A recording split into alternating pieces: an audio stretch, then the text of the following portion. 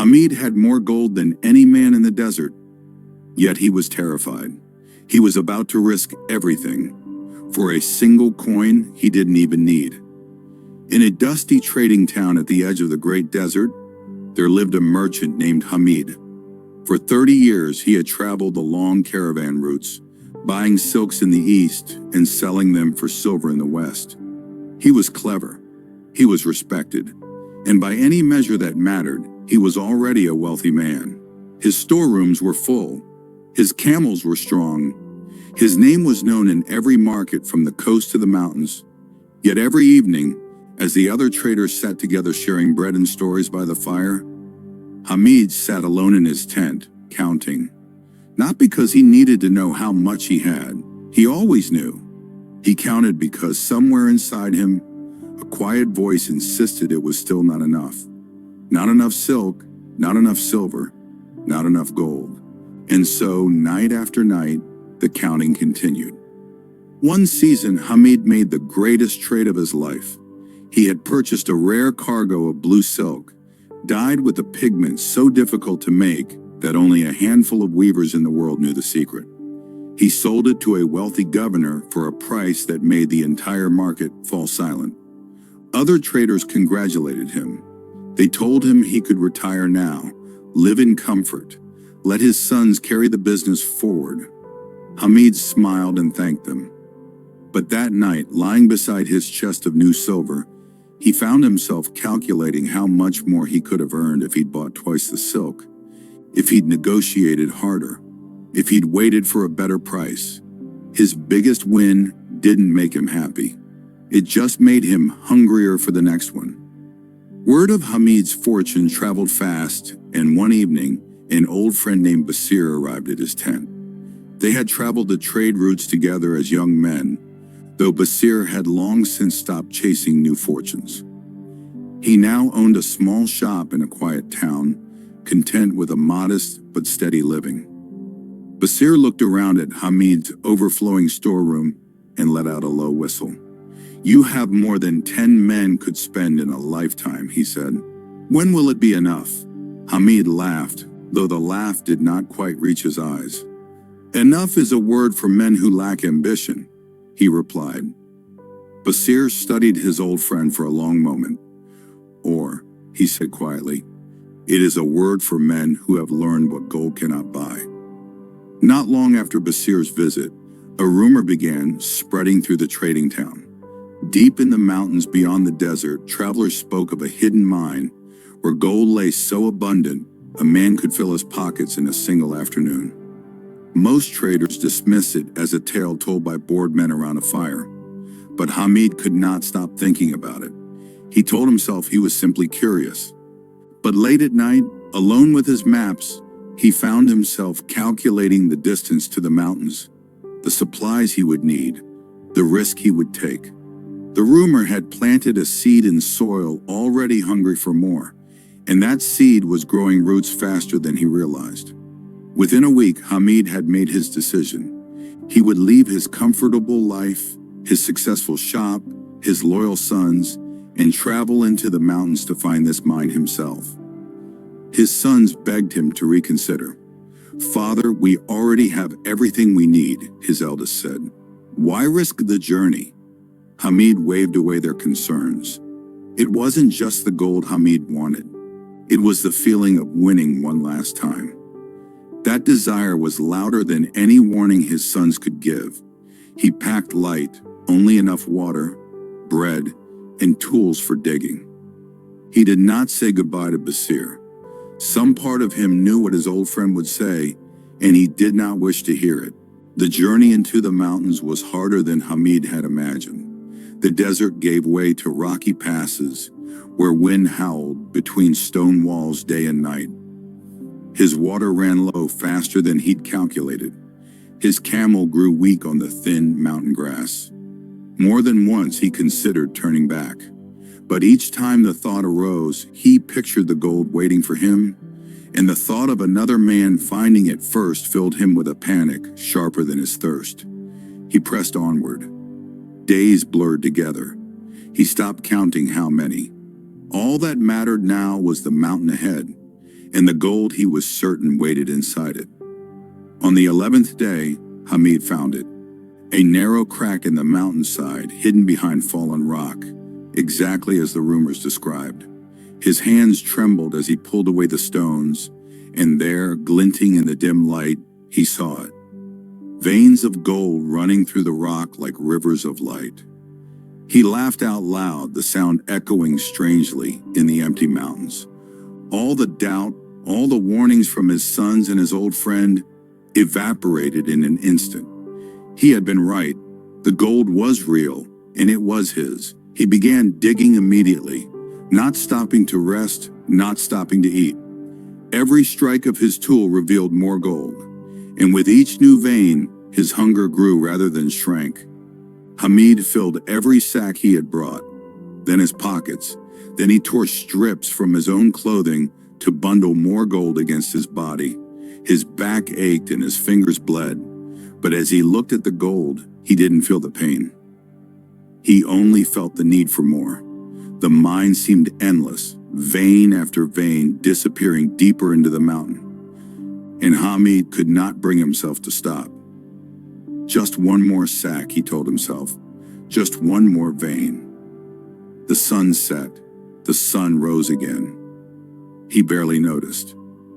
His camel, tied outside, grew restless and hungry, but Hamid had stopped thinking about the journey home. He had stopped thinking about anything except the gold in front of him. On the third day inside the mine, as Hamid swung his tool deeper into a particularly rich vein, the mountain groaned. Dust sifted down from the ceiling above him. He paused, listening, his heart suddenly loud in his ears. He told himself it was nothing and returned to his digging. The groan came again, louder this time, and small stones began to fall around him. Some instinct older than greed told him to run, but his eyes caught one last gold coin sitting loose on the rock, just out of reach, and he hesitated, reaching for it. That hesitation, just a few seconds for one coin he didn't even need, would prove to be the most expensive moment of his life. The mountain did not wait for Hamid to decide. With a sound like thunder, the passage behind him collapsed in a wall of rock and dust. He dropped every sack he was carrying and ran toward the only remaining sliver of light, scrambling over fallen stone, choking, his lungs burning.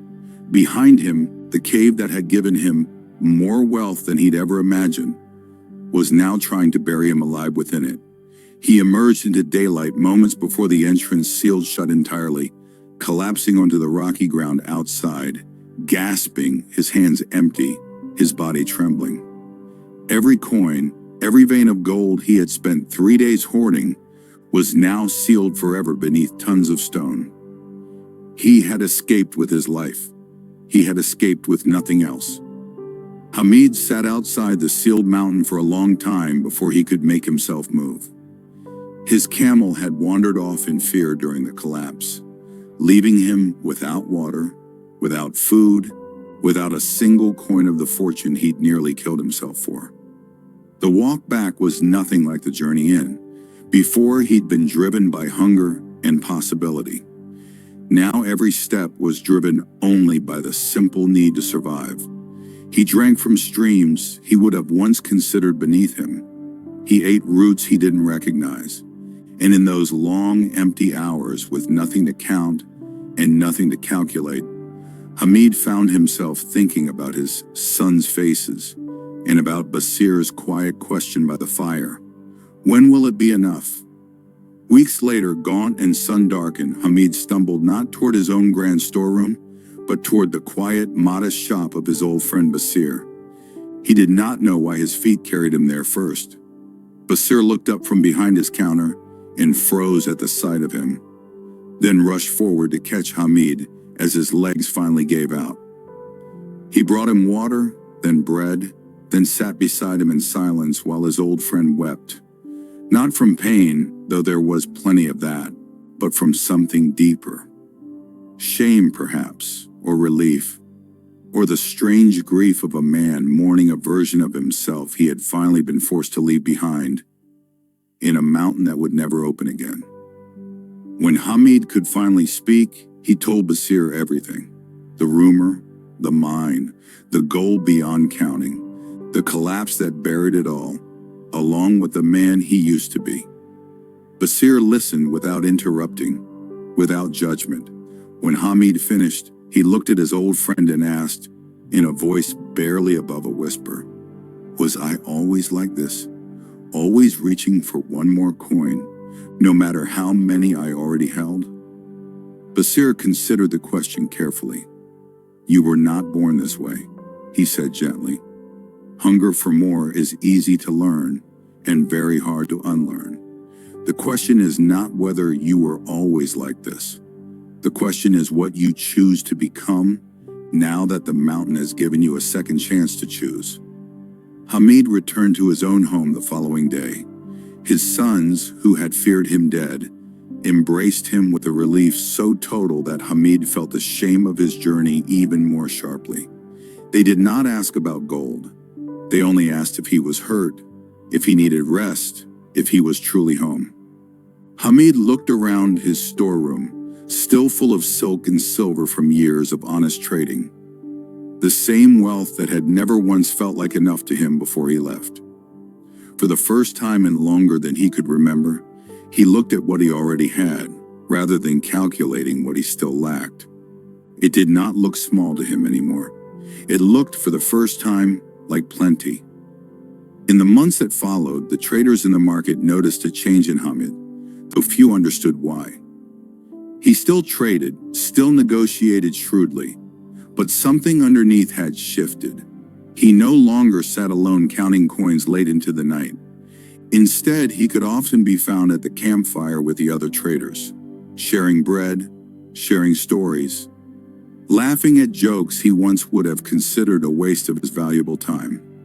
He began bringing his sons into every decision, teaching them not just how to grow wealth, but how to recognize the exact moment when enough had truly been reached. It was a lesson he told them often that almost cost him his life to learn.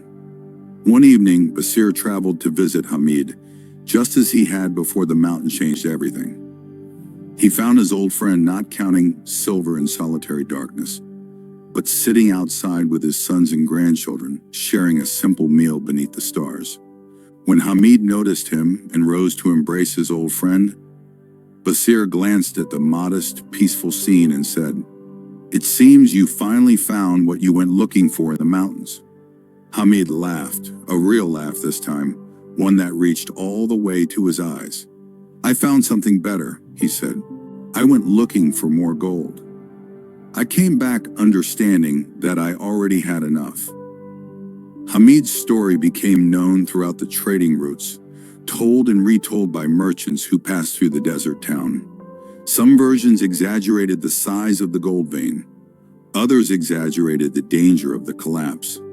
But the heart of the story remained the same.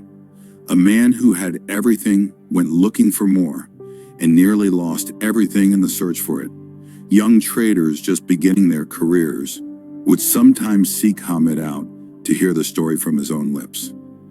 He never refused them, though he always told it the same simple way, without embellishment, without pride. He wanted them to understand the quiet, dangerous lie hidden inside ambition that has forgotten its limits.